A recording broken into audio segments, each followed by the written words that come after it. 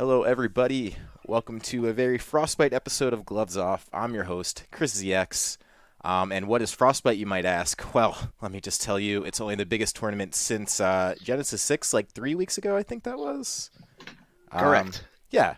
Koopa, I'm going to let you roll us into this one since this is a big topic, and we have actually a lot of friends who were there, and then we actually have a very good friend with us today who is first time on the podcast, happened to be at Frostbite. And you know what? I was going to let you introduce him, but since I'm already halfway there, Hangman, what's up, man? How's it going, everybody? Doing very well. All right, so this past weekend, Frostbite in Michigan, S-tier PGR tournament featuring pretty much everyone you could think of notable-wise from around the world, from your U.S. guys like Nairos, MVDs, ESAMs, MK Leo, everyone, to guys from Japan. Huge tournament, right? Lots of great sets. Hangman, you were there. I think a good way to start is why don't you tell us a little about your experience actually being there? All right, so I guess I'll start off general. We'll work into specifics. And generally speaking, Frostbite was a fantastic event. It was very fun to attend. It was fairly well ran. It had hiccups here and there, but we'll get into that later. But for the most part, the Midwest held it down really well. They did a good job of showing that one of their flagship big events of the year is a mainstay of the calendar for a reason. Like, Did you have to? I was gonna say, did you have to drive 20 miles an hour through the snow this time? No, not this time. Me and player 4 actually flew, which that has its own stories, which I could share. That actually sounds like an adventure already. Oh no! Did you fly? Did you fly the S word? Oh yes, I did, and I'll never do it again. No, I rolled the dice, and I got snake eyes. But let me just say that the Regimobile will eventually see its action in the Midwest once again, but it didn't for this occasion. Dang, dude. Yeah, I bet you traveling with Reggie's probably pretty fun. Oh, it's great. Yeah, I gotta imagine. So, It is. Who else did you guys go with? I know, obviously we got to see Suarez there, who did pretty well, and we could talk more about standout performances later. But there was like a whole slew of people from Tri-State who went to Frostbite. You guys obviously being part of that slew. Yeah. So while we ourselves had a fairly big squad, we had about a squad of 11 or 12 in our group, which consisted of Suarez, Pong, also from Long Island. We had Dark Blues, Frozen, Freelancer Leo, also known as Toli from Louisiana, who used to be with us in Tri-State, but we finally reunited, and it felt so good. We also had Roxas, another New Jersey player. We had DeBuzz for a small time, and then he went off to other places. He's in a better place now. We also had Mr. E. Who else did we have? That's already that's like a ton of guys, like already. Yeah, that's already like you're small militia. I said at this point you're just listing them. Yeah, it's like crazy. Like 3 boroughs and an island. Yeah, not to mention multiple New Jersey rooms. Philadelphia was also in fairly large attendance, which wasn't even planned. Like, let me just say, when Tri-State needed to cheer for their boys, we definitely did. We were definitely heard. Dude, that's like the biggest thing that like doesn't get paid attention to enough. Like you see, obviously a big tournament has a lot of attention around it already, right? So then like there's people within, especially like when there's by the way, yeah, the 3 streams happening simultaneously. So like there's a good chance someone playing. And when everyone plays well, like something that gets overlooked is like why the crowd pops off. And it's always obviously like the area goons like cheering on for whoever's playing really well. Like in this case, we got to see it with like James, we got to see it with Suarez, we got to see it with like Wishes, all these guys on stage, and just like the crowd lights up, man. And like that's I want to give a special shout out to actually Florida, a region that's near infamous for how rowdy they get with cheering, for what ended up being one of the most memorable moments of Frostbite, at least to me. And that was when we were cheering on Utopian Ray. Because Ray had asked me for one thing. Ray never asks anyone for anything. If you've ever met Utopian Ray, he's a very quiet man. If he's not playing Smash, he is usually watching anime. Hell yeah. He asked me one thing, and he says, Hangman, when I have to play on stream, I need you to shout CFL assemble. And I didn't even know this is a thing that they do, but it is, as a matter of fact. And I That's saw fantastic. the rare occurrence of Tri-State, which we've now garnered a reputation for being quite rowdy ourselves in the crowd. And Florida, who has held this for the majority of their Smash lives, work together to root for someone. And Ray did happen to win this set. Let's go. So I even forgot who he was playing against. Was I think this is the Mewtwo King set? no, this was not against Mewtwo King. Let me see if I could find it because I happen to have Smash GG up now, so Yeah, I can so see if I I can don't- find his path. A fun fact for the people at home: Ray is actually a transplant of Central Florida. So Really? yeah, people. He actually had joint citizenship for a while. Like I think around the time where Ray was doing well at like Xenos in Smash 4, there's like a big like Florida regional where you got like top 8 at, and we're just like, yo, what the fuck? Like this guy's kind of nice. That's interesting because we've known Ray now for a long time in New York. Like we've seen him at Xeno it's been years now. Like Yeah, he's been very here. much he's pretty much been here for the better part of like a year and a half now. But like I know for a fact he was splitting time between CFL and New York.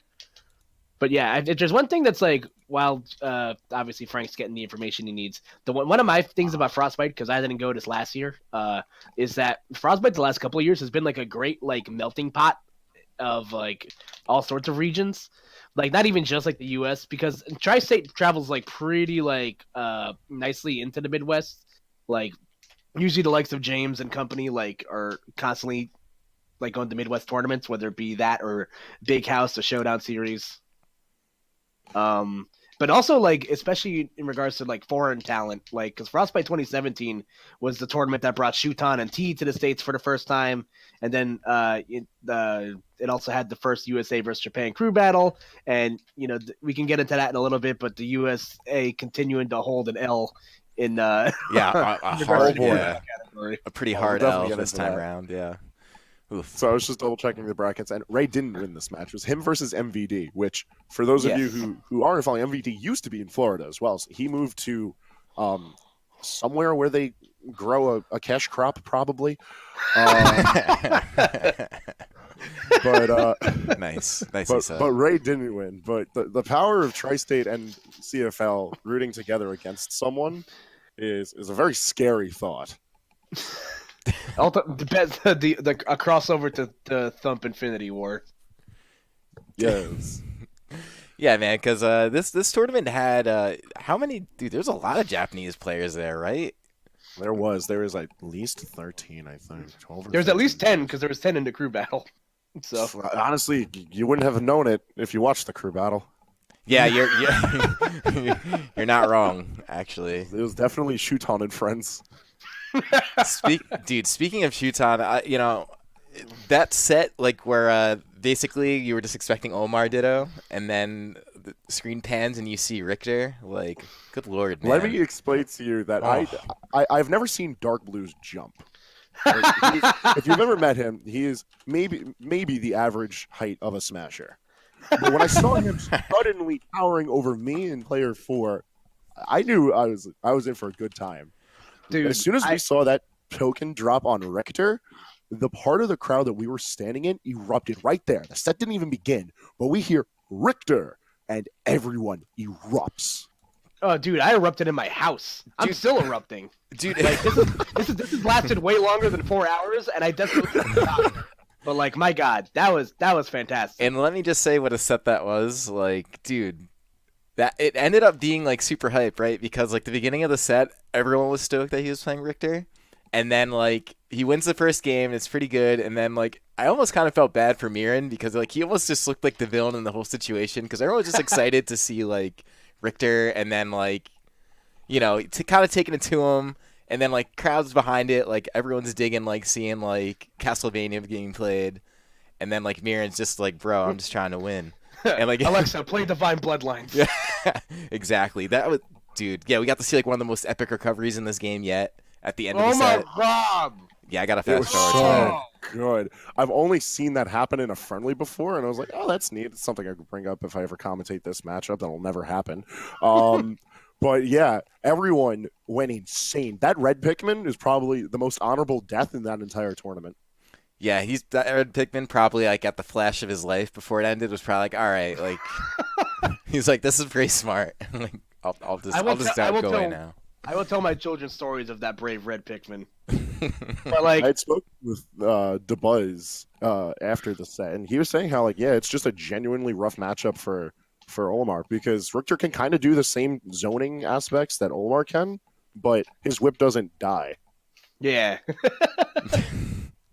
That's like kind of my favorite part about Smash is how you have these just like aesthetically clashing matchups that just like work well. Like, why does a 17th century vampire killer like defeat a man who's just trying to provide a living for his family? Someone actually brought that up. They were like, Olimar's just a man with a wife and kids. Let him do his work. Yeah, man, he's just trying to find batteries and kill bulborbs and shit. But like, yeah, that was fantastic. And like, I also kind of felt bad for Myron because he was kind of like painted as a villain for like a large majority of this tournament. But like, people kind of forget that like Myron's kind of been in bed with Olimar for like since the Obama administration at this point. Like, he's played Olimar.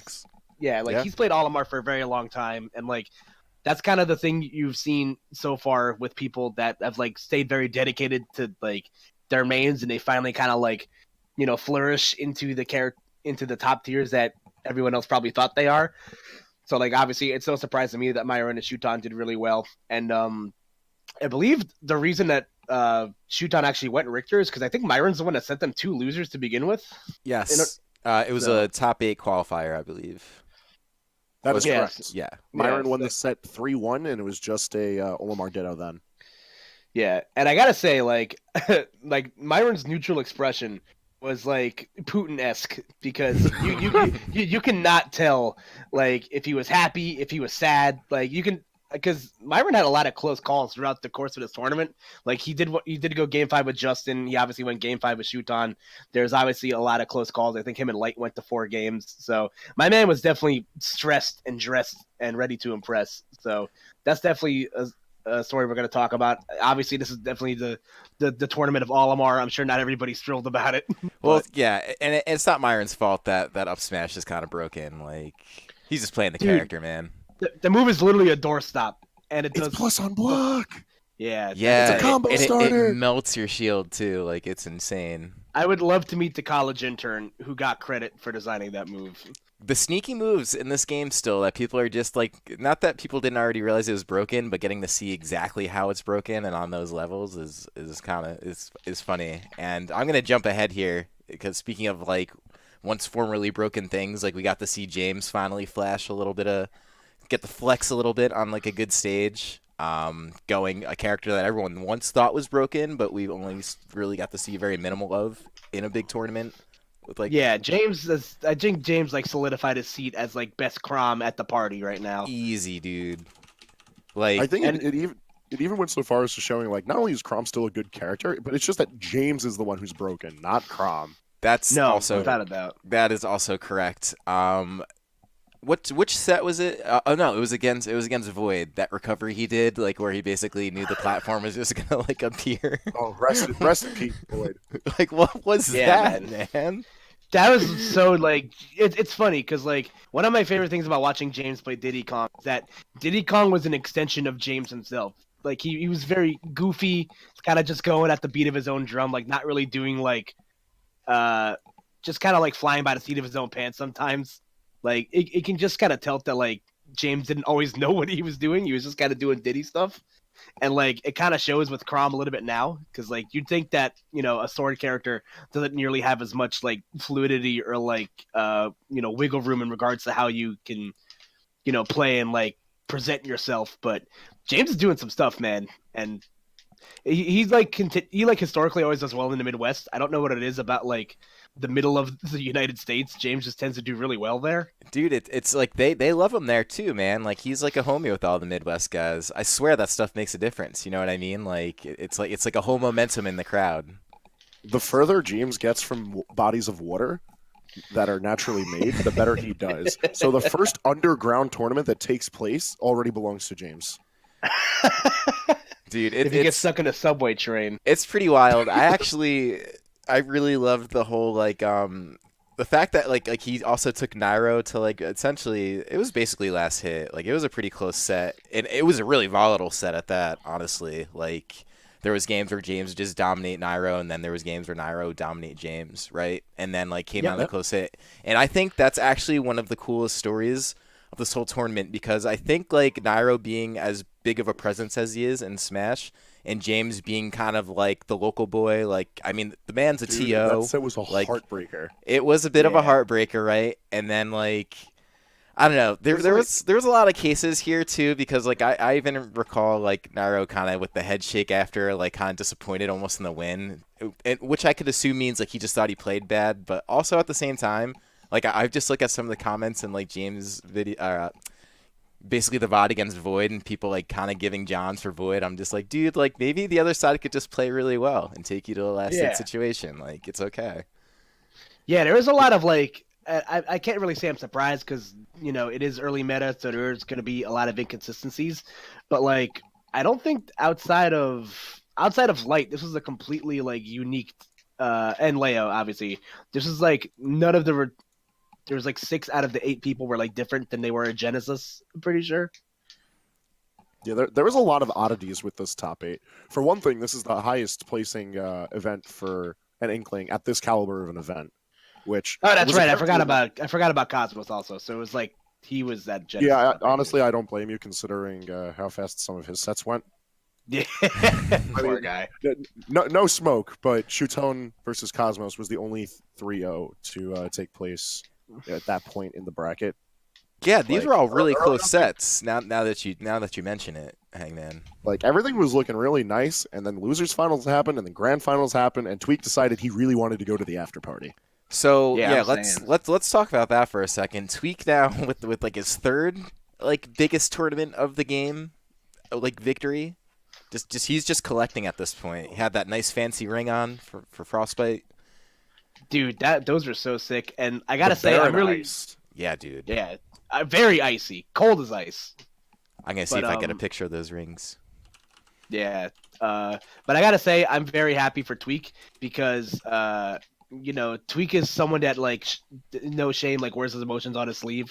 So like you weren't really sure how he was gonna rebound after like a very poor performance to his standards at Genesis, but I think it's safe to say he rebounded pretty nicely, and like he kind of put to bed you know, who would be on top early meta right now between him and Leo, because that was kind of the set that everybody was waiting to see so far, and it definitely paid off in the end. And the whole top 8 was very interesting.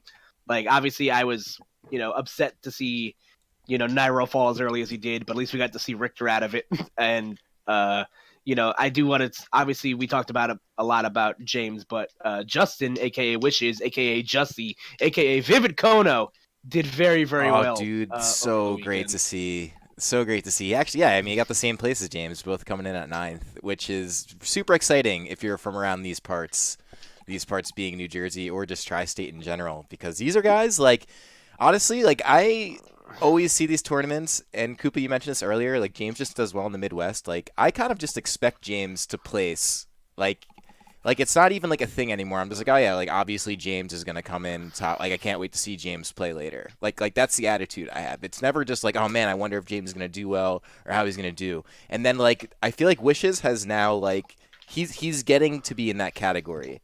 Because, like, he's the guy who pushes James around here, and we've been seeing this for years now. We've been seeing this all through Smash 4. Like, this is not news, like, if you're from this area. But, like, Frostbite, like a tournament that has so much viewership around it and so much big names to it, like, they get a chance to basically flash this, and, it's crazy. Like, it totally scales up. Like, they're, 1,200 entrants, and these guys still find each other. And Biddy brings up a good point. There was more New Jersey players in the top 12 than Japan players. I didn't realize that. Because I think the only 2 that made top 12 were Leia and Shuton. Everybody else kind of a large majority of everybody. Because Wishes killed T in very convincing fashion, I might add. James actually murdered Hikaru. Like Hikaru did not make the flight back. That set definitely fits into an extended Twitch clip. Like no smoke on Hikaru because he's a really good player, but my God, he got eaten alive. Yeah, he got timmed like really bad because I think it was Suarez that sent them into losers. So Yeah, no, his soul officially belongs to Tri-State. There's a few players who do now. Oh man. yeah, but But this is kind of bloodbathy for the you know, Japanese. talking about Tims, Komo Rikiri definitely got sent up the river by Nick. Who did he lose to in losers? Because I think Como just kind of like fizzled out and died. He definitely fizzled, unfortunately for I know him and Sue. I think they drowned. I think Gact got like 17th or something like that, or 25th. Like there was just kind of like a lot of like mediocre placings for the most part, and I think Abadango got like 25th or something. So I don't know. There's a lot of inconsistencies across the board for Japan, but obviously good on Shuton and actually good on Leia too. Like Japan and Venia might as well be Japanese because she shares the same opinion. But that they feel that Greninja is a top 10 character, and after watching a couple of his sets, especially his set against Wadi, like that shit looked awful, and Greninja looks like that character's got smoke, man. Let me just say a big thank you to Leah, because everyone just thinks that Venia is insane for his opinions on Greninja, and Leah validated the shit out of him this weekend between performances in bracket, doubles, singles, and the crew battle. Like Greninja looking nice, and anybody who's hesitated ever on picking up that character, now is like the perfect time for you because you have so much study material just between Venia and Leah alone. So give Leah a wife beater. Oh, Give him a wife. Then Leah belongs to New York. I don't need two Venias. You're even starting to see like Plup now picking up Greninja as well. I've noticed. I'm pretty sure he had a few sets at Frostbite, as a matter of fact, where he was playing Greninja. Yeah, and also Tri-State not the only Japan killer this tournament. Goblin actually picking up both Kameme and Umeki. So also a really impressive performance. This is a good weekend for Fire Emblem characters if you didn't make top 8. Even if you did make top 8, because Leo got second. Let me just point out, this was a Nintendo-sponsored event, so it's very clear that Fire Emblem is one of their favorite franchises, so I mean, no surprise here. If you look at this top 48, you'll see that it's sprinkled with the top echelon that we're expected to, but a healthy amount of Florida and Tri-State is in here. Like another player to point out, Mutace, who had taken out Zachary, much to everyone's we didn't even confusion. we didn't even get to talk about that, but Zachary for just to not sugarcoat, he ate shit this weekend. So like I feel like it kind of like knocked him down a peg. I'm not really sure like what ended up happening, but definitely it feels like the pressure of Genesis kind of like sat heavy on this poor kid's shoulders. Because like that's kind of what happens, and what I feel like is like when you're so young and you have a lot of like riding on your quote unquote legacy to start, but like he got kind of definitely caught in the mix of things because he lost to Mutace and then he lost to ZD. He got like bajillions plates at this tournament. 33rd. As a matter, like as you were just saying it, I just scrolled right past him. Yeah, so obviously, like I don't want to. I hope this doesn't like take it away from anybody because that's kind of the hard part about these like early bracket upsets. Because ESAM kind of ate shit, and the Buzz didn't do as well as I'm sure he would have liked. Well, ESAM got eliminated by games. Yeah. So ESAM, to just I guess as a fun question mark fact, ESAM's a huge fan of Suarez. And nice. The way that the brackets were leading up is that Suarez was supposed to fight ESAM at some point. I think it was some point in the winners bracket. I think placing into top 48. And ESAM died out to Louis Money. Which like, for those who aren't aware of Louis Money, he's a player from NorCal who I guess was put on the map when he won GTX of 2018, one of the last big tournaments for Smash 4. And he was rocking Fox and Dr. Mario. And Dr. Mario is what took out ESAM. This poor guy can't catch a break. Oh, man. Like, say what you will about ESAM, but, like, he just gets memed to death. Yeah, I feel like, obviously people feel a certain way about ESAM. He's a good friend of mine, so, like, I feel for him when that kind of stuff happens. Also, that character lineup sounds very North. Like, top tier and Doc. Yeah, right? Like, it sounds like he's lost, but he's there. He's back. He's very clearly vaccinated.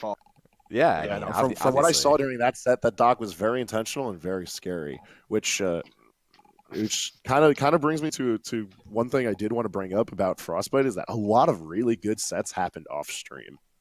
Yeah, that's crazy because there was three Three two streams. Yeah. and then a third stream that kind of just got like made shift like at the end of the day. Shout out to Gucci, by the way. I love that guy. Dude, Like, Gushi's the best. I've been watching nothing like a good Gucci stream, dude. he's a fantastic human being and has some of the best Taco Bell recommendations you'll ever like know to man. He's a good guy. So, but Definitely yeah, preserved a good amount of Smash history because Samsora throwing Zanotto is a thing that just never happened. But Sam definitely didn't want to leave that wanted to leave that legacy behind with Smash 4. yes, sir. But as far as like sets that happened off stream that were a bit of a shame, I know one of my personal favorites was Frozen versus Yeti. Yeti being one of the Midwest's like strongest players and a personal favorite of mine because I love Mega Man and Yeti's Mega Man is truly something to behold. But seeing it go to Game 5 with Frozen's Palutena was just a shame there wasn't a bigger audience for it. Also, Louis Money versus Esam was something that happened off stream. Did Esam and James happen off stream too? I have a feeling it did. Yes, it did. That was early in the losers, right? Because James got eliminated early. That's like very on brand for James too. It's something I wanted to bring up is that James, even around these parts, like he'll tend to kind of like eat shit early in the bracket and then like either get second place or win the tournament through losers. And he almost essentially did that this game. Like he was in losers like in round 1 pool, and then he brought it all the way back to ninth. James, in defense, though, James died for what may have been one of the most fun sets to watch of the tournament and was thankfully on stream, was DRN versus Rickles. I don't know who decided that Ganondorf versus Bowser needed to be on stream. That person's a hero. Yeah, shout outs to friend of the podcast, Rickles. Best Ganondorf in the world. Yes, friend of the podcast, Rickles, dude. He got like 4th at Ursa Minor 3. Like, we can't ignore Ganondorf anymore. Dude, Rickles is a savage, dude. He's been getting a lot of great placings recently. He must be a lot of fun to play on Wi-Fi. I hope not. Oh, no. I don't know. Glenn kind of ended his life in a clip weeks ago, so probably not. But if there's one thing, speaking of Ganondorf, and I saw somebody tweet this earlier this week. I think it was Anti, but like I'm just waiting for the day where Nairo just like, takes off the belt and decides to break out Ganondorf in bracket because my man's Ganondorf looks kind of spooky. Like his King of Evil looks very evil. It's a character who has like when everyone got buffed a little bit more, like he was just a dangerous case because now he's a little bit faster, has a little bit better ground game, has a little bit more dangerous tools. He doesn't have like any like the super spicy tech that Smash 4 Ganons like dedicated their career to, but he has just general tools that are really dangerous. And you put those in the hand of a smart player and someone who dedicates time, we're bound to see something out of it. Like, if I run into another Ganon on quick play, I'm gonna throw out my Switch. Dude, just put the whole thing in the garbage as infected. Say definitely don't play a single match like ever again then. Because like, oh man, yeah, but that's it's actually we've been seeing heavies in this game like actually do pretty decent, even though they're not. They have a place to. in the meta now. They really do. Like they don't get bogged down by what they did in previous iterations, and a lot of them just have workable kits. Of note, DK was. I was gonna say shout out to the jump squat change because like all these heavies needed was a quick out of shield option, and Lord below it, fucking just frame 3 jump squat, nared for days. Like DK was part of the crew that brought Tweak to victory in this tournament. I know a couple of D2Ds were alive and well. Bowser had a good amount of performance. Yeah, dude, Bowser's been like a popular character choice because I can even tell you like on a local note, like even with everyone gone over the weekend, like we have a Bowser in New Jersey, Leon, like just he just wins now, like almost similar to like how like James used to win or even Wishes used to win around here, like just dominant fashion. But going all Bowser, like the monthly thing that yeah, he won the RJ Forge. The Forge, yeah, the Forge. Yeah, like actually, yeah. On a quick note about that, so yeah, like. The Forge was pretty cool because we actually got to see a little bit of New England. Like while everyone was gone, like still people traveled to New Jersey, which was pretty cool. Yeah, the artist formerly known as Aerial Ace, aka Phantom, getting second place, and his brother Shy Guy getting fourth, beating Gons. So Yeah, which is a good win, and Gons even brought out the big guns with his Belmont. So yeah, and is also able to get 90 entrants too. With off at like even when everybody's like away to play, like there's still obviously plenty of people that were there to enter. yeah, that was encouraging, man. We even got to see, I think Dill got third. So this When we were in a timeline where we could say 90 entrants is the lower end, or like when people are away for tournaments, we're in a blessed timeline. dude, I'm saying that is true. Everybody eats canela. Yeah, it feels good because I got to tell you, I was a little nervous going into this week because there was a time like when people would go away for trips, then you would throw a tournament and literally you would get no one.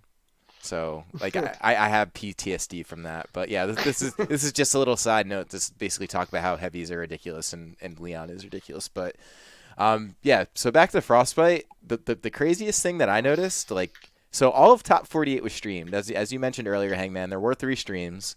And it was kind of crazy, right? Because you almost think like, oh, like why would you ever need 3 streams? But when you're watching all of these matches, especially in top 48, like there was pretty much like a hype set at all times. Like at all moments, you could turn on a stream and see something like pretty exciting happening. And I'm glad you bring that up, Chris, because this is where I'd kind of like to segment into that part where I stand on the soapbox and talk about the one thing that irritated me the most this weekend. Do it. So Frostbite, was fantastic, and I'm a big fan of the Michigan TOs. Ori and Vasev always put on a fantastic show. They're always, always keep an ear low to the ground, and Josh is no exception to that either. So everybody usually does a really good job. My biggest problem from the weekend, and there is a little bit of controversy coming out of the weekend, as there is with most tournaments. So my big problem from this weekend is a horrible mismanagement of the talent that was there this weekend. Yes. So let me just explain a little bit about, because here's the thing. I can't speak about the MDV X for Yuga like play the game tomorrow gate thing because I wasn't there. I can. Yeah, I can't talk about the guy bringing a goat into the venue and security because I wasn't there. That's not my realm of expertise. My realm of expertise is obviously commentary, and my big problem for the weekend is that there's no reason where. So Frostbite hired 12 commentators. 8 of them were selected via a selecting process, which is kind of its own story because it was an invite-only thing, which is fine. I can hold on to that thought for later. So there was 8 commentators who were selected, and then 4 who were crowdfunded, being The Buzz, ESAM, Hungrybox, and Plup, which is fine. Okay. So the problem what happened is that because I didn't know that there was a third stream option. To be honest, to my knowledge, I think Gucci, from what I heard, was only really doing rival stuff for a majority of the weekend. He was. That's correct. Yeah, so I didn't know that there was a third stream was going to be into play for Sunday. I can't speak for Gucci, but I'm sure that might have been something that he wasn't prepared for either. But the problem that runs into is that you have 3 streams. And 3 out of the 4 crowdfunded commentators were only supposed to be doing Saturday pools, being ESAM, The Buzz, and Plup. Hungrybox was crowdfunded for like 3 or 4 blocks, which is whatever. The problem you run into with that is that you have 3 streams, and obviously TK and EE are obviously like top 8 commentators for Sunday, so they're not going to commentate that much, even though EE did a couple of blocks, and Keitaro and D1 did a split of top 8 while also doing some early blocks too. So essentially you have to navigate 3 streams, which is like 7 commentators. And that raises my first issue is that like poor Coney and Vicky, they are troopers and they deserve a Medal of Honor because they are the ultimate professionals. Because Coney did 8 blocks with honor that event.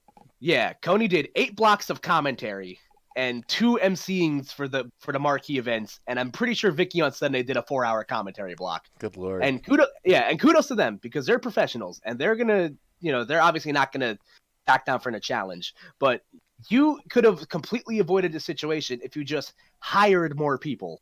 And this isn't me being upset because I wasn't someone that was selected for the process, lifting up the curtain a little bit, because the people that were picked, they bring things to the table that I don't. That's fine. I'm not really this isn't a me thing, it's more of a them thing.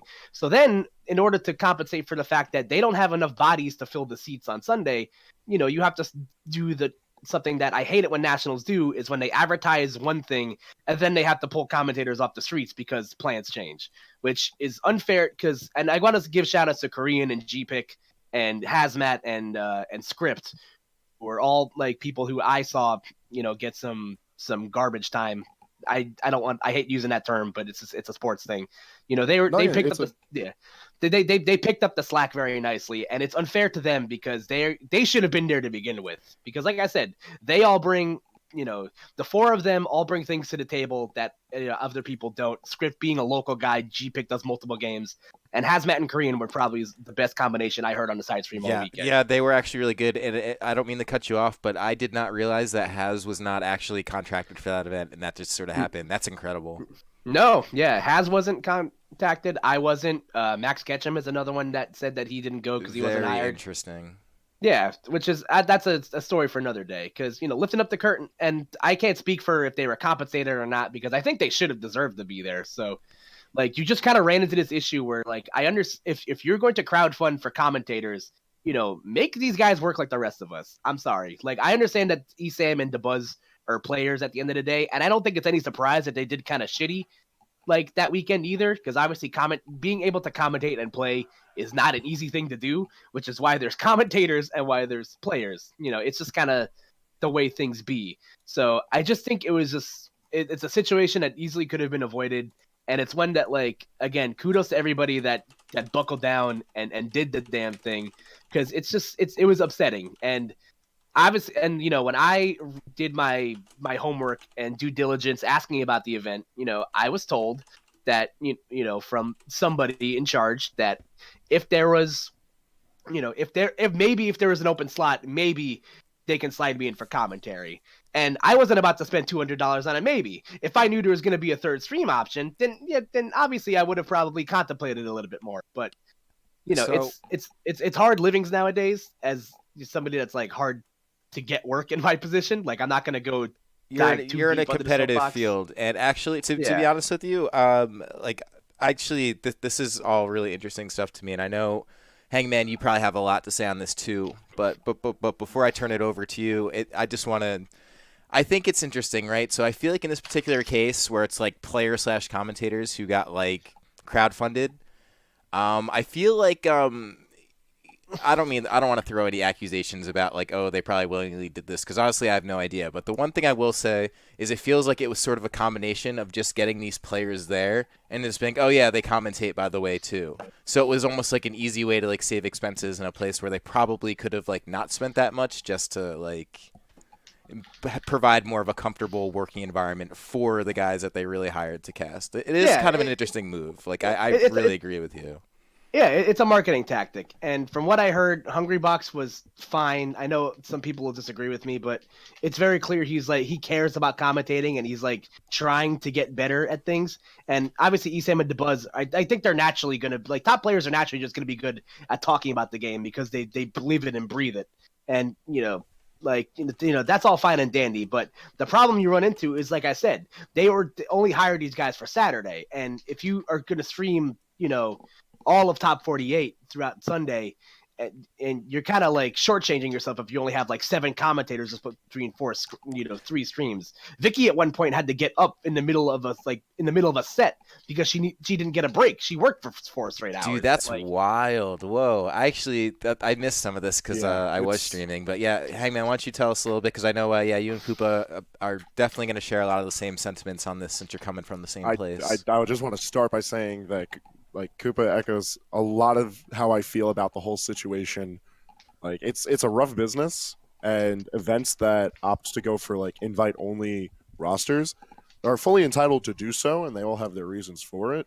But when they open themselves up to this issue where if they overwork their lineup, they have to try and plug the hole somewhere. Oh, now, really quick, Frank. We actually have an invader in the chat. Reveal yourself. Hello. Oh, it's Biddy. Reveal yourself. I am here. Hello. What's up? Yeah, Diddy, this is cool. I should have asked you originally because you were also at Frostbite. You were also playing, so I indeed was. yeah, you are a great person to have on here today. But he was part of the I like Triforce remembered Army. about the That was dope. podcast, but then I got too sucked in watching Hunter x Hunter. And then A good excuse. Understandable. Desu. Anyway. But yeah. So, I have to say that the Frostbite team was very fortunate with the people they managed to pull on because GPIC, while in attendance, just so happened to be commentating Rivals of Aether. So his being there to be picked up was by pure happenstance, as was with Hazmat, who I was speaking with prior to him getting hoisted onto the mic. He was genuinely disappointed he wasn't able to, as any of us would be logically, but he performed fairly well, and managed to be fortunate enough to get put on for what, from what I was able to overhear and from sentiments I saw online, was the most well-received duo, was the unexpected duo of Korean and Hazmat, which on paper actually sounds like a really fun combination. Well, it was great. They were great. Dude, they got to commentate too. Like, I heard some of the best insight during, like, let's just say James' set, because Haz is familiar with James, obviously, because coming from the same region and Haz has commentated James plenty of times, also knows him. You know what I mean? And I heard you guys mention before, like, Script. I actually like Script as a commentator. Like, whenever I watch, like, some of the Midwest streams, I always generally think it's a good rule of thumb just to have local commentators on your roster, despite the fact if it's a big tournament or not. It shouldn't matter, because chances are, if you're from that local area, you're gonna have a lot of the extra people in like pools and stuff from the area that those commentators could provide some sort of like insight to. That stuff actually does matter a lot. And one of the loudest outcries from the weekend was from everybody asking why Script wasn't on the roster, because like you said, like you need to kind of have that local guy there to kind of hang things on. And Give Script's, some context. Yeah. And Script's someone that I've had the pleasure of, like, I wish I've gotten to work with him. We almost got to work at the last Frostbite, but he's a really good kid and a good soldier, and I'm happy that he was able to make the most of his opportunity. He's also like one of the second best dressed commentator all weekend next to Rod. My man was dripping. Rod actually came up like he was ready for Fashion Week. Like, that man was glowing all weekend long. But there was a lot of talent that I feel just wasn't properly used with Frostbite across the board. And as far as the crowdfunded casters were, all the individual players, I could speak for them when I say that DeBuzz and Esam had interest in casting more. They just weren't approached. Oh, interesting. Hungrybox he also happened to cast more than was planned, but he was very happy to do so. So like, he was very. What's up? No, sorry, no, Kyle, you go first. I was just saying how like it wasn't planned for him to have as many blocks as he did, but much like any other person on that commentary grind would, he made the most of the situation. Now, I haven't listened over how his casting was for this event, and in the past I've always been like lukewarm on Hungrybox's commentary, but I know he has like a genuine interest in improving in Ultimate and a lot of aspects of it. So I figure I would give him the fair shake and at least listen it over. I don't know how people feel about Hungrybox on a wide scale, but like he has a lot of experience in Smash in general, so I figure that has to leak somewhat into Ultimate. And you know he streams and plays a lot, so he has to be trying. But I just think the whole thing is kind of interesting in general because, like, especially some of those guys, like, so I'm just thinking of like even like the Alpha Rad Item Invitational, like. Even that was fantastic, by the way. Dude, it was so much fun to watch. Like, I'm all for item brackets. Like, please give me more. And part of the thing, like, me bringing this up is because that whole bracket was basically, and it makes sense because Alpha Rad is Panda Global himself. I think, like, what was it, like 5 or 6 out of the 8 people were Panda Global reps. I think it was, like, literally, like, the whole, like, Invitational was Panda Global. I think it was ESAM, MVD, Plup. MVD's not Panda Global anymore. Oh, I did not realize that. He's part of another esports group called World's Best Gaming, which is pretty straightforward. They're the best. To give yourself, yeah, but he in the world. All right, I get it. About a month ago, I want to say. All right, but he's close with them. So that's the Invitational. So it's like you kind of like kill 2 birds with 1 stone when you get Plup on commentary and also like in the Invitational and blah blah blah blah blah blah blah blah blah. So it just seemed a little bit like excessive for not a lot of like ROI, return on investment for anyone who doesn't understand a finance term. Yeah, like again, the event was fantastic to watch, and I'm a big fan of the Michigan TOs. Like I'm really everybody, and I work closely with them. I just think that was the thing that sat the weirdest with me, because I know there were some other like, there's obviously like the situation with Ryuga and NVD, in which did them MVD like DQing himself into losers, and I can give some somebody highlights to this situation. yeah. So why don't you I explain feel- to the folks at home? All right. So first and foremost, I feel like social media really is just not the proper medium of which to communicate any of the definitely issues. Definitely. Because a lot of this, I felt so bad for MVD. Like, he caught so much shit during this event. Yeah, He was just trying to live his best life. The man he top 8'd for Christ's sake. Like, MVD's always let him solid. rock. He's always good. He dude. is, but Yeah. so the situation with this is that, and this is going to go into a bit more of the negative of Frostbite, I guess, while we're on this side of the spectrum with it. Top 48 took forever. I have to go from the top this one. Top 48 took forever because throughout phase 2 pools and top 48, a lot of matches were queued up to go to stream, but they took forever to go to stream. On average, I was hearing from players that they were waiting like 45 minutes. That was like the middle range. 45 minutes in the middle of their pool. Some matches were winners semis, some were winners finals, in order to progress the rest of the bracket. And there would be, more often than not, sets were just told, all right, just play it off stream. Because they would wait for like close to an hour, some people waiting an hour and a half to play. Yeah. And it was very evident, without having to talk to anybody that was on any of the teams, there was evident there was no communication between the tournament staff and the production staff as to who was going to what stream, because people were waiting forever to play, and some players, when they get iced, it hits them hard. Yeah. That's notable with some people. Yeah. But like, people waiting forever to play was just a consistent issue throughout the latter end of the bracket, because certain matches were being held for no particular reason if they didn't get streamed. Like I mentioned this earlier in the podcast. Yeah. But the worst set out of this was MVD versus Ryuga, where I had heard they had waited close to 2 hours to play on stream. Oh my god. I wasn't able to get a specific time, but close to 2 hours to play a set. So that's beyond icing. That's literally like you're playing in another bracket at that point.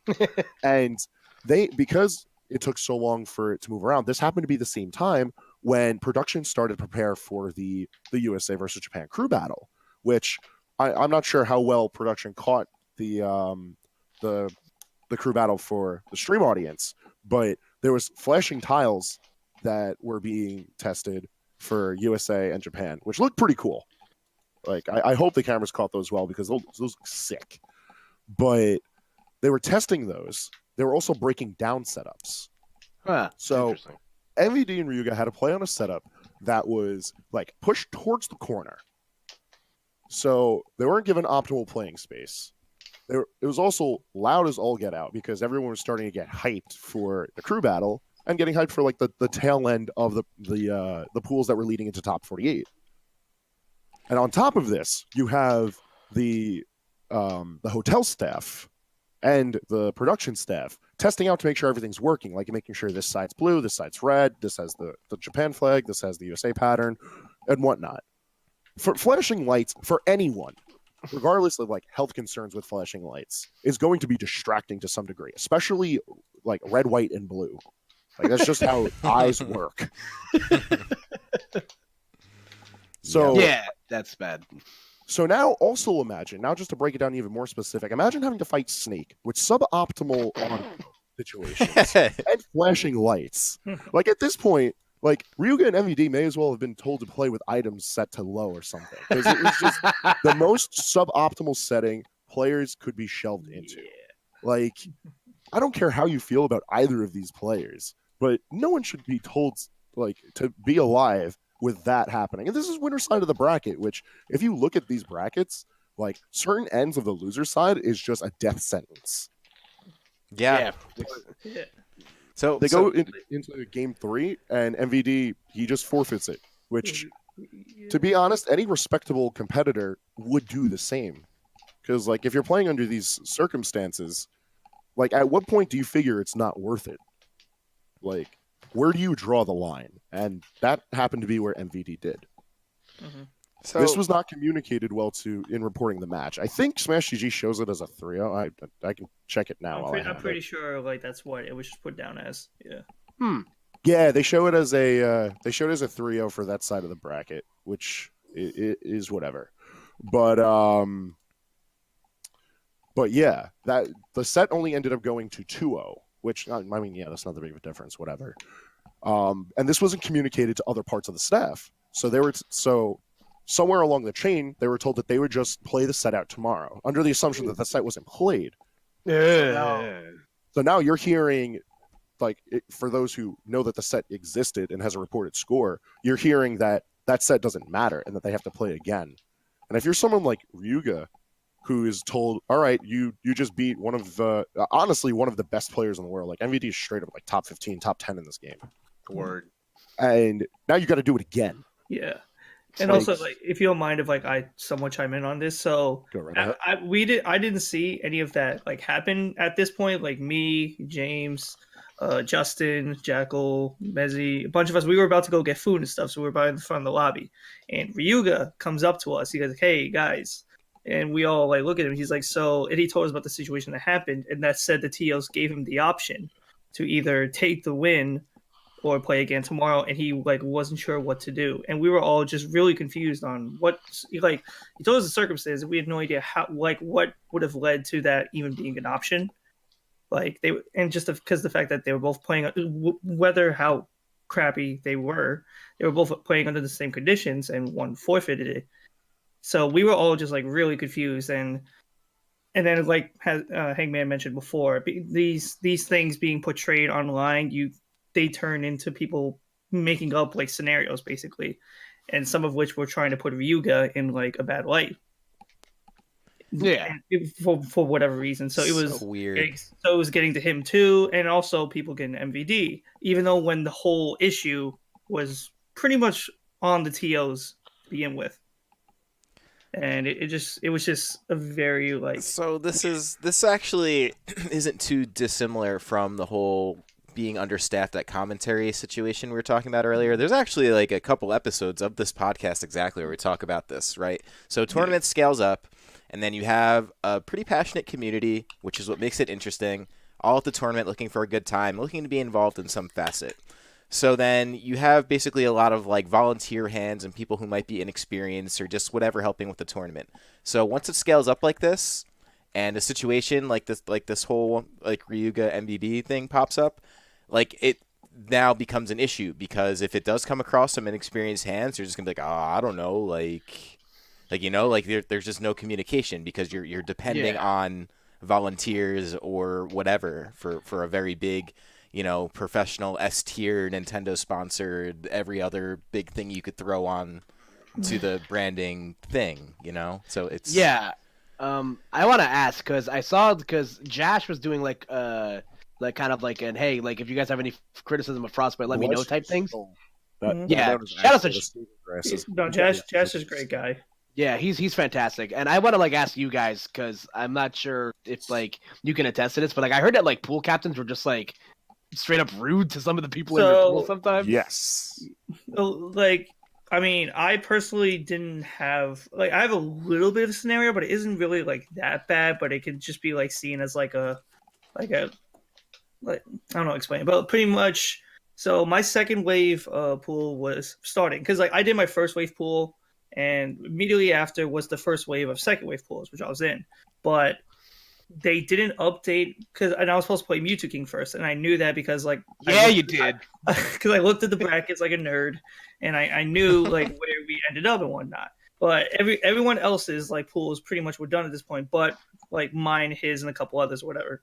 And one of them was Mewtwo Kings, and we were waiting for a bit, and every other match in the round was pretty much done at this point. And I told go to Tio, I was hey, can me and Mewtwo King able to play? Because I know, because he lost to Utopian Ray in winners finals, and I made our loser side, and I was I know we play here or whatever.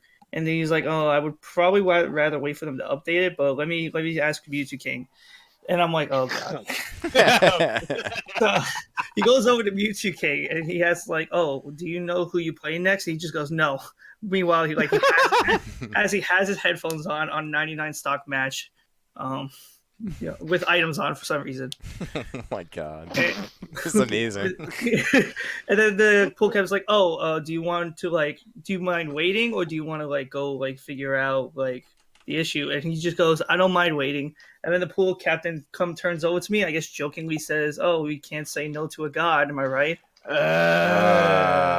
I was This shit like, was so cringe. That is very but yeah, cringe. pretty much that. So yeah, it started at 6 p.m. that second wave, and me and Mute King were in the first round of losers, and I didn't get to play that match till pretty much like 7. Jesus Christ. And yeah, so and then I played Mewtwo King and won, and then immediately have to do like my second set, and I probably would have had to immediately play right after again, and so on. So that was a little tilting, but yeah, I have a couple other gripes with the event itself, but Yeah, please. No, go on. Yeah, since I not really, talking about Well, yeah, exactly. Yeah, that's it's good that you're on the call, and I would like to remind everyone, like, this is a small podcast. And if I'll ever do anything for you guys, it'll always be to like kind of keep it real. Like if there's some shit to say about some stuff, then it'll be Nah, said. right. So, But other than the issues that you guys like previously mentioned, I mean, I did enjoy the event overall. Midwest is always I've always enjoyed most of their events I've gone to. I have a lot of good friends in there and whatnot. But I feel like one of that, it hasn't really been talked about much, but it did kind of like grind my gears, was security. Yes. So okay, Alrighty. so ever since the situation that happened in Florida, we know that security has been a huge deal at events. And We did a podcast about it. Cough, Yeah, cough. we sure did. yeah, one of those. But so going into the event, I actually didn't hear any I didn't hear statements about it or anything like if they were like, but I'm sure like, oh, it's going to be a big event. They're definitely going to have security or whatever. So like first day on Friday morning, I wake up and like go there like pretty much around the beginning or whatever, and they have like didn't really have like a line set up, but you got out the elevator and then you had to like make a right and go like around the back of the hall, like when you go on the elevators to the left. Well, depending on what side you came out, but one side was you saw the venue and inside, but then you went around the other side and you had a couple dudes as security. They had the metal detector things, and they waved the wand around you, and then if you had a bag, they checked it.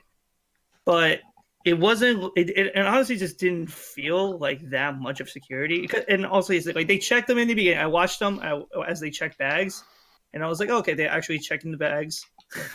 You play Paul Boy. But he actually brings up a really good point, because day one security was actually pretty solid. There was a line. It was quick moving. They did metal wand checks, patted down for some people. They made everyone go in with their bags open. This was good. Unfortunately, this wasn't consistent throughout the whole event. There were some times when there was one security guard, sometimes when there was no security at all. Yeah, let me. I'm sorry, like going back to if this is all on day one, by the way. So in the morning they seemed like to be checking well, and I'm like, all right, this is great. Then I went back up and then came back down at around 3-4 o'clock, and then like as I said, there was one. Sorry, Paul Boy. And then there was only one security guard, and I guess and then I saw the other getting food or whatever. That's one whatever, and then I saw him check someone's bag, and I could tell it he really didn't check it as well as the first time. He just literally opened up, took a little peep, and it was like, all right, there you go, you're good to go. And I'm like, okay, that's interesting. And then I went back up, whatever, or went out to get food, and I came back at around 7:00 p.m. and that same day, there wasn't anyone. And I got out of the elevator. I just looked the corner. There was no one there, and then everyone was just going straight in. So I was a little bit as you could mention, alarming, because especially at that point is when there was probably the most people in there. May I remind everybody, a man brought in a live goat to the venue at some point. Yeah, what was that? Yeah, no, he went through security. He was literally just a dude who travels who happens to have a goat. Yeah, and he was asking people to record him and put him on YouTube, so he can. He knows what's going on. Social media. He knows damn well what he's doing. He knows what's going on. And he said, I saw him outside the venue with people, and he said he was going to try to get on Ellen. You know what, dude? There's a whole circuit. That's a man with an agenda. Yeah, there's a whole circuit of people who do stuff like that. I respect it. All right, guys. Here's our goal by the end of the year. We're gonna get Ellen on the podcast. Hype that. We gotta try. You guys can clip it. We're gonna try our damnedest. But I hope Ellen. There he is. Dude, this is wild. You just got a goat on the shoulder. Straight. I remember me, Fatality, and Reggie were just like chanting "Frostbite Goat" outside the venue while it was snowing. It was literally magical because there's no way to really describe the situation. This dude, it's just so beyond me. The poor goat. So was he like was he a homeless person? Like no, he just travels with his goat. I don't know where he lives, but he has a home. Did the goats He just travels with a goat. Was the goat like doing any of the yelling things that they do? No, the poor thing was scared. So when the goat was in the main venue, he was like trying to hide behind the dude because everyone was like, "Oh, look at the goat." But then also like all the venue was like a deep blue because of the lights that they had, which I don't know how goats work with colored lights, but it couldn't have been that good of an experience for the poor thing. And then when it was outside, we were literally just chanting "Frostbite Goat," which also has to be a scary experience for the animal. I think one of my favorite pictures that I saw from the weekend is that I think at the after party somebody got the guy a Frostbite hat. And Yes. he was just wearing it. Yeah, no, he left with that hat too. Damn, dude. You know what? I know it's not much. Like we're not Ellen, but I'll feature this guy. Yo, if you want to hop on the podcast next Yeah, week, like he could come on the call. I'm cool. With You can find us, man. You have a home. by the way, the goat's name is Deer. I don't know if that adds into his lore at all, but his name is Deer. Whew. Why? That's Bless about the it. goat. Why does it like the more east of the Mississippi you go, the weirder shit gets, man. I'm like- telling you, it's the water. It is literally the water. I mean, it's literally the water over there. Flint, The Michigan. venue was 35. Yeah, 35 miles out from Flint, Michigan. You drink the venue, you think it's okay to bring. You drink the water, you think it's okay to bring goats into places. God, I just found a picture of Fatality taking a picture with the goat. Yeah. if you watch that, like, Dude, bring the it. mascot of the event might as well not have been a bear, but been a goat. I hope that let's make it happen for next year. Yeah, Do the right thing. get a for us, goat man. ring. Yeah. Tear the goat will be one of the guest of honor. They'll replace Tearzu with You the goat. Get him a commentary block with Mango. Damn. Good lord. Oh, that was and good. So I know this is kind of random, but I just saw it on Twitter because they're doing the Evo game lineup. That Ultimate is confirmed for Evo. Woo! We got more content for the Yeah, summer. you baby. know what? Which is yeah, it should be because have you guys actually been paying attention to the viewership around like ultimate events like these? Like so Big. Dude, it's been big. We're talking like 100,000 viewers big, right? So like that's where Genesis was, and this between the three streams, Frostbite was hovering like in that area, and I just find that so intriguing because it's very like evident that people are like looking for this. And in fact, like I have a few friends that I play like shooters with that know nothing about Smash, and we're basically like, hey, did you see that Smash Brothers tournament over the weekend? And I was like, whoa. You know what I mean? Like, it's just like, whoa, dude. yeah, like I can't believe people are hearing about this outside of just like the usual fan base. It's nice. Ooh, and also interesting. I'm sorry to go off track. No, go ahead. But Blaze Blue Cross Tag Battle is returning to Evo. So that's, Yes, Returning. I like that. I love that game. What game? Love that game. What Blaze game? Blue Cross Tag Battle. Woo! That's crazy. Hype I that. thought it was dead. Just a really quick tangent. Two things. Number one, shout out to my boy Reno. He won winter. Yes. That's He my won guy. Winter Brawl. Yeah. And number two, if you guys haven't seen it yet, go back. I think it was what was the last year that Blaze Blue was at Evo? Was it 2012 or So, something like that? Blaze Blue has a storied past with Evo, and we can definitely get into it for like a pre Evo thing. But like Prevo, but like Central Fiction when it because that was that iteration of Blaze Blue when it returned. Actually, no, Chrono Phantasma was the one that returned to the Evo stage. It was like a really big deal because anime fighters were just absent for a few years on the Evo main stage, and then Blaze Blue opened the door for it and Guilty Gear to be the Arxis reps, which is like as a fan of as someone who grew up with anime fighters and who still like passively plays them and practices, it's just so hyped to see. Still playing Melty Blood in the bathroom or something like that. Hey, listen, you. If you've ever seen the hitboxes and the active frames in Melty Blood, I swear, I cringe a little every time people complain about like how active a nair is or how big a forward air is. Like, play an anime fighter for 1 hour and you'll learn true demise. I'm saying. Yeah, and also, sorry, going back to Smash with Evo. Apparently, they're like I'm not watching it, so I don't fully know. But Melee may not be at Evo.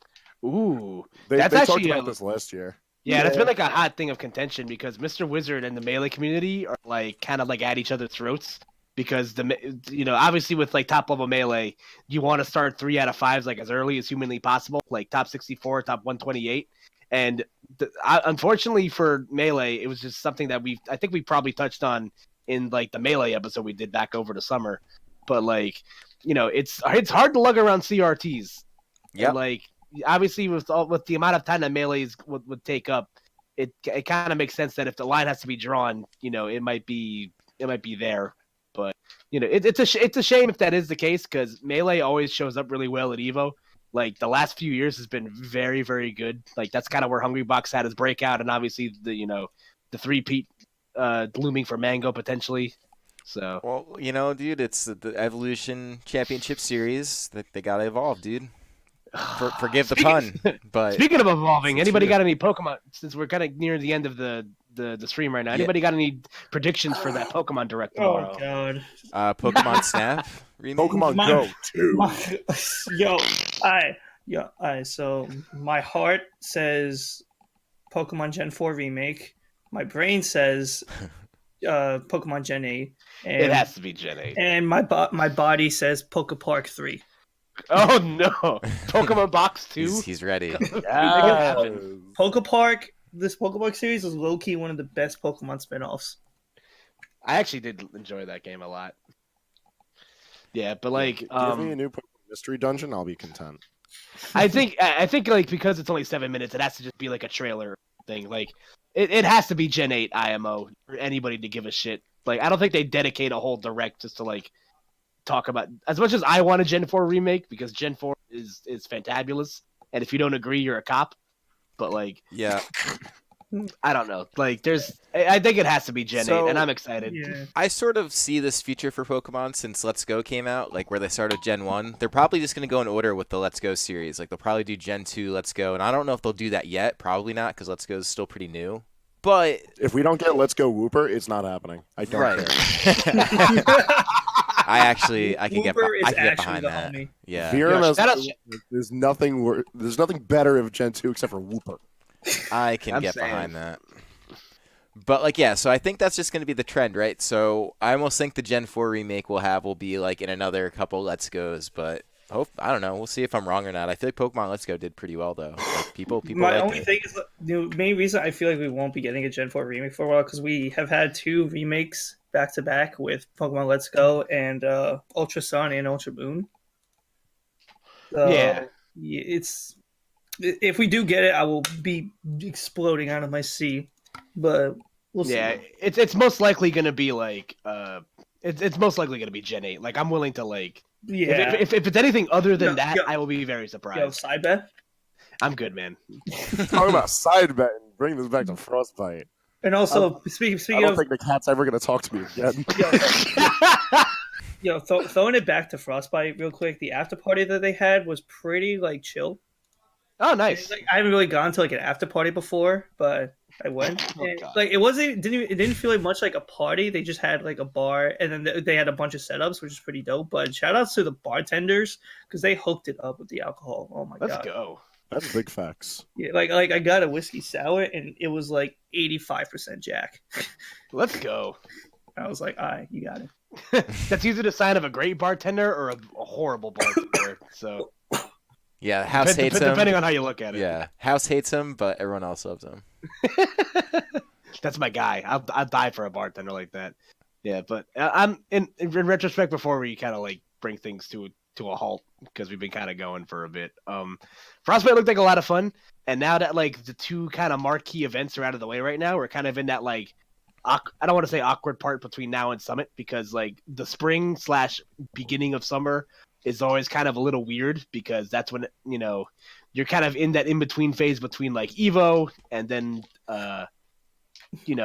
where the spring kind of dies down. Yeah. I think the next big things on our horizon are stuff like Pound and Come to Papa and as well as Summit on top of that. So things are kind of in an interesting spot right now. So I want to get your guys' take on it. And I'm sorry, breaking news again. Live update is confirmed that Melee will not be at Evo. Ooh. Yes, The the last- ninth game announced for the rosters under Night Breaking Invert news. EXE latest. I'm so hyped. I don't even Wow. know what that is. It's an anime fighter. It's an anime fighter. Don't do So this to me, yeah, the Biddy. I'm lineup very is excited. our lineup is the Under Night and Birth game, Smash Ultimate, Dragon Ball Fighters, Street Fighter, Tekken, Blaze Blue, Soul Calibur 6, Mortal Kombat 11, and Samurai Showdown. Don't you just love when Samurai a game is Showdown. announced, I like don't just even. announced, and then also announced for Evo? Dude, that's crazy. kind of hype. But yeah. So I guess my opinions on like that awkward dead period are I don't know. As someone who does a lot of local organizing and streaming, like I kind of like when that happens because it means that all the guys will be around. You know what I mean? Yeah. And I'm not sure if you guys caught wind of this kind of flew under the radar, the 2GG event, which is actually a hybrid with the Tri-State Circuit event that Yeah, we're buddy. all kind of a part of in this area, coming on April 6th, which is kind of a bit of a surprise. Well, I'm not surprised, but probably most other people are. Like there was always like the circuit thing. Like we haven't really talked about it a ton, but it's actually kind of cool because like, hey man, even like this goes all the way up to you guys up in like Deer Park there, where like essentially like the Aeon and House 3000, Spectrum Smash, the Lab, even at DNA, like all these locals, like there's a circuit, and it's going to be part of this bigger like wrestling event that is like a 2GG thing. I think like Champ is basically going to be in the area that weekend for WrestleMania. So like this tournament is getting Nice. like featured like WrestleMania. So kind of interesting. So like as much of it's as it's like a dead period, like it's like there's events popping up all the time. Like it's nuts. Yeah, and if there's you can go, Frank. No, I was just gonna say, like, even though there's nothing like super huge or on the horizon, like locally, like this is like one of the best times of the year, to be honest, because it's like you take all of that hype from the big start of the year, you take that to the local scene, and like with the calendar opening up, it allows regions to have bigger events. So like we have Collision on the rise. Yes. Suplex City, even though it's like all of a sudden coming to everyone's attention, it's probably going to do very well because Ultimate bloats numbers like no other. So it gives us a good excuse to get hype. There's other small regionals. Koopa mentioned Come to Papa, which from all of the whispers on the wind, it sounded like there may or may not be a tri-state invasion to Florida. Yeah, we shall see if once Papa comes for my funds for my car, I can swing it. But yeah, like, and also Come to Papa is an interesting kind of like take in that like big regional small major type deal because it's only a 2-day event, which is something that like guys like me with a day job live for. Because like it's really annoying having to take off multiple days of work to go to events, especially Big same. Yeah, I can't keep telling my boss I have dentist appointments. He's gonna start catching on. He's like, wait a second. Didn't you Yeah, but definitely, check out these events. Suplex City Smashes. If it's anything like the last 2GG / Tri-State like combination, it's going to be lit, and there might be beatboxing. Honestly, you never know. There will definitely be. Hopefully, there's going to be some like ring entrances, but we'll see. Yeah. So, did Biddy just dip out? Yeah, Biddy died for us, but let's go Biddy. Yeah, so if Biddy's not coming back, I'll plug his stuff. But everybody should go follow Biddy because Biddy's great, and he beat Mewtwo King this weekend, which is like, yeah, obviously like memes aside, like that's a good win for him because Mewtwo King's kind of like a benchmark for a lot of players. So yeah, dude, that's a cool win. That was actually very cool. And that was on loser side too, wasn't it? Yes. Yeah. So that's big. I think for Biddy's birthday, I'm gonna get him a picture of the PG Stats tweet that says that he beat Mewtwo King and put it on a T-shirt and a coffee mug. Adorable. Yeah, but everybody follow Biddy at Biddy Plays because that's my guy right there. Yep, definitely find him on Twitch. He's definitely on Twitter. He's on all the social medias. He's got the YouTube. Biddy. Yeah, so I guess we're kind of at the we're at that point. I guess this one actually went by kind of quick today. It's funny because like.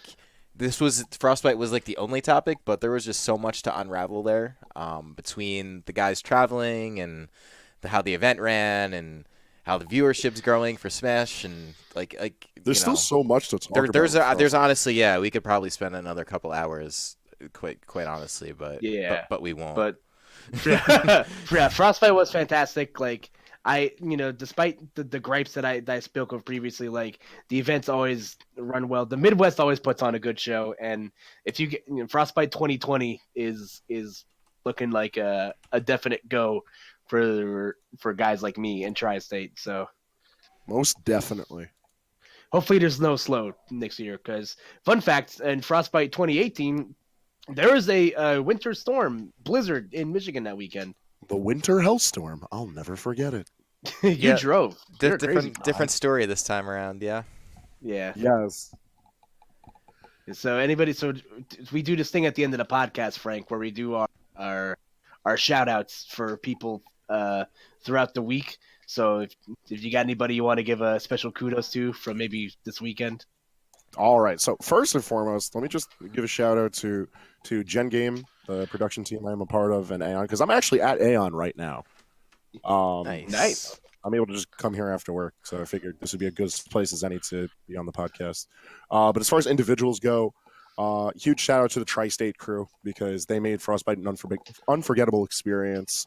I think a W we can all share is having a massive, genuine year tweeted out as official tournament coverage. Because let me tell you, Nick stomping his Tims on Komo Rukiri got the greatest year of the year so far. And it's only February. It's only February.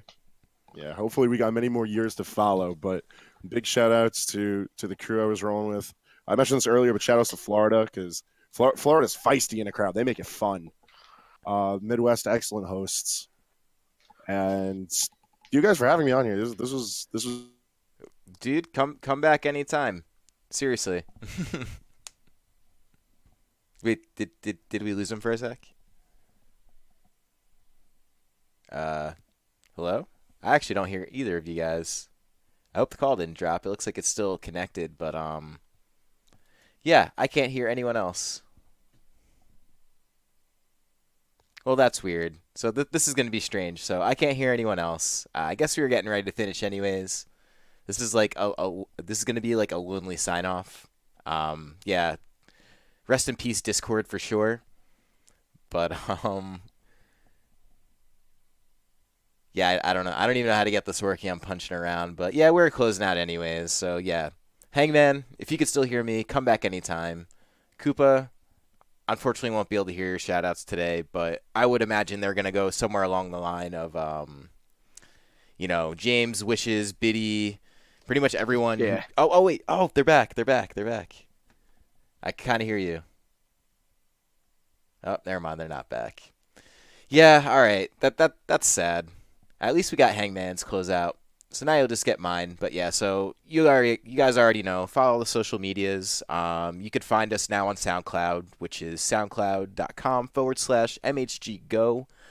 Basically, all these episodes that you're watching now or that you see on YouTube, we have the audio-only versions available on SoundCloud. And again, if you like this kind of stuff, if you get any kind of value from it, it's cool. Be sure to hit the like buttons, share with your friends, all that kind of stuff. Otherwise, we will catch you next week, and yeah, I guess we'll figure out the topic. Have a good night, and we'll see you then. Thanks for watching.